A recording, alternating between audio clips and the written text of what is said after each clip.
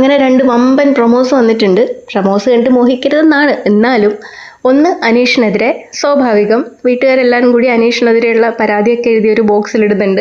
ആദില കരഞ്ഞുകൊണ്ടാണ് സംസാരിക്കുന്നത്. ആദില പറയണത് ഒരാളുടെ സിറ്റുവേഷനോ ലൈഫിൽ നടക്കുന്ന കാര്യങ്ങളോ ഒന്നും അറിയാതെ ജഡ്ജ്മെൻ്റലായിട്ട് സംസാരിക്കുന്നു എന്നുള്ളതാണ്.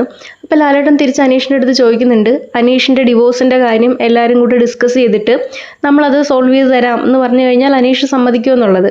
അപ്പോൾ ഈ ആദിലേൻ്റെയും നൂറേൻ്റെയും കാര്യത്തിൽ അനീഷ് ആദിലേനെ പ്രൊവോക്ക് ചെയ്യാൻ വേണ്ടിയിട്ട്, ഈ ആദിലയും നൂറയും ഒരു കണ്ടസ്റ്റൻ്റ് ആണ്. അപ്പോൾ ഇവർക്ക് രണ്ടുപേർക്കും കൂടെ ഒരു ഡിസിഷനാണ് എടുക്കാൻ പറ്റുക. അപ്പോൾ നൂറേൻ്റെ ഡിസിഷനൊപ്പം ആദില നിന്നു ഒരു നോമിനേഷൻ്റെ സമയത്ത്.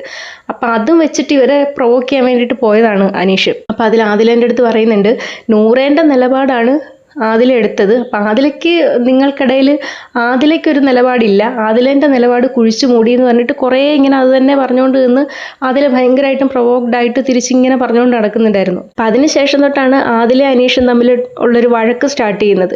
പിന്നെ ഇതിനിടയ്ക്ക് എന്തെങ്കിലും അവരെ വ്യക്തിപരമായിട്ട് എന്തെങ്കിലും പറഞ്ഞിട്ടുണ്ടോ എന്നുള്ളത് നമുക്ക് അറിഞ്ഞുകൂടാ. ലൈവിലും എപ്പിസോഡിലൊക്കെ കണ്ടിട്ടുള്ളത് ഈ ഒരു ഇൻസിഡൻ്റ് ആണ്. രണ്ടാമത്തെ പ്രൊമോ അനു പറയുന്നു അക്ബറിൻ്റെ നോട്ടം ശരിയല്ല എന്നുള്ളത്. അതും ഈ പറഞ്ഞ പോലെ ലൈവിൽ കണ്ടപ്പോൾ എനിക്ക് മനസ്സിലായിട്ടുള്ളത് വെറുപ്പോടും ദേഷ്യത്തോടും കൂടിയിട്ട് അക്ബർ നോക്കുന്നു എന്നുള്ളതാണ്, അല്ലാതെ വേറെ അർത്ഥത്തിലൊന്നുമല്ല. എപ്പിസോഡും ലൈവും ഒക്കെ കണ്ടിരുന്ന സമയത്ത് അങ്ങനെയാണ് എനിക്ക് മനസ്സിലായിട്ടുള്ളത്. ഏതായാലും അനു അങ്ങനെ പറഞ്ഞ വീഡിയോ ഒക്കെ പ്ലേ ചെയ്തിട്ടാണ് ലാലേട്ടൻ ഇവരോട് ചോദിക്കുന്നത്.